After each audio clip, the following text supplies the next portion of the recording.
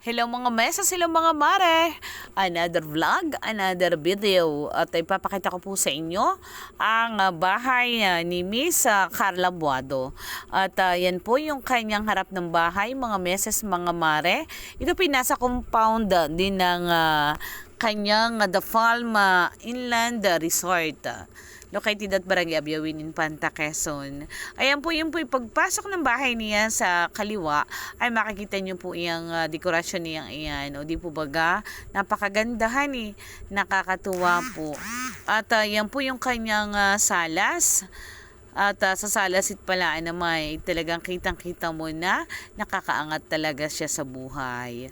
O di po baga, mga meses mga mare, siguro pinapapansin ninyo na pinapakita ko sa video ay yung mga bahay ng aking mga kaibigan, kakilala, yung mga nagiging customer ko sa manicure at pedicure. Yung po ay pinapakita ko hindi para magyabang. Yung pinapakita ko dahil para inspirasyon ng mga tao na makakapanood ng aking video na inspirasyon na walang imposible na mararating ang ganitong buhay kung ikaw ang isang tao ay magsusumikap. At sabi nga po ay mag-iipon para sa kinabukasan. O di po baga mga mesas mga mare, nakakatawa po ano. At sabi nga po ay sa kabila ng pagiging nakakaangat na sa buhay ni Miss Carla, ay nananatili pa rin siya ay nakatapak ang mga paa sa lupa. Ang ibig ko pong sabihin, sa kabila po ng siya ay nakakaluwag sa buhay, ay nananatili pa rin yung pagiging dugong infantahin niya. Dugong infantahin na sabi nga po ay nandun at handang tumulong sa mga kapwa nangangailangan. O di po baga, kagaya po ng sa totoo po lamang ay siya po ay maraming beses na sabi nga po, bukas palad na nagbibigay ng tulong pinansyal sa paaralan dito po sa aming barangay na pinagpapagawa naman ng aming masipag na prinsipal. Yan po si Miss Carla, napakabuti po ng kanyang kalooban. Yan po, pinapakita po niya master's bedroom. O di po baga, maganda mga meses, honey. Talagang bonggang-bongga, pak na pak. Yayamanin talaga, mga meses, mga mare. Talagang organized mga meses.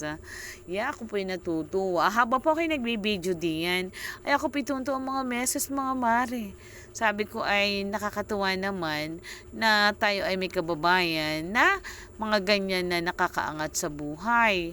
Na sabi nga po sa kabila ng lahat, kagaya na banggit ko kanina, ay nananatili pa rin na silang bukas palad sa mga nangangailangan. Yan po si Miss Carla, mga meses, mga mare. O di po bagay, napakabait niya, honey. Habang ako ay nagbibideo, ay ako ginaguide niya. O yan po yung kanyang mga closet. Ay talaga namang organize. Nakakatuwa, honey po. Yan po ay bahay niya dito sa Pilipinas, pero siya po ay kadalasan nag-i-stay ay sa Amerika. O yan po yung kanyang CR, di po baga, napakalinis mga meses, honey. Napakaganda, napakalinis, organize.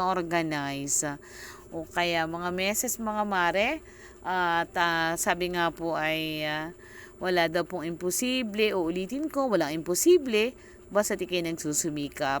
Nung po kaya po kayo napapunta sa kanila, ay ako po ay ininyayahan ni Ate Ami nung kanyang kapatid na mag-service ng manicure at pedicure.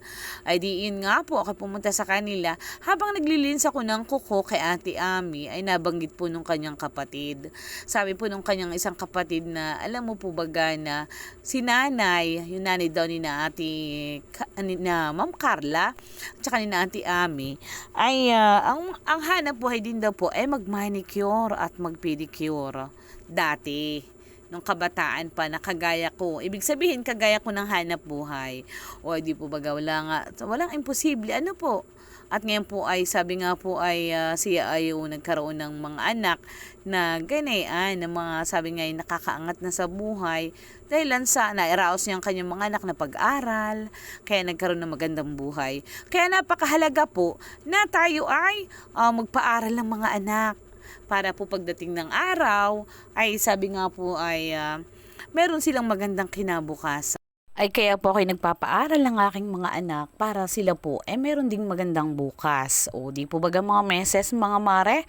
Kaya napakahalaga po na tayo ay magpaaral ng ating mga anak. 'Di ba mga meses? At para pagdating ng araw, silang lahat ay may magandang bukas. Thank you for watching. Bye-bye!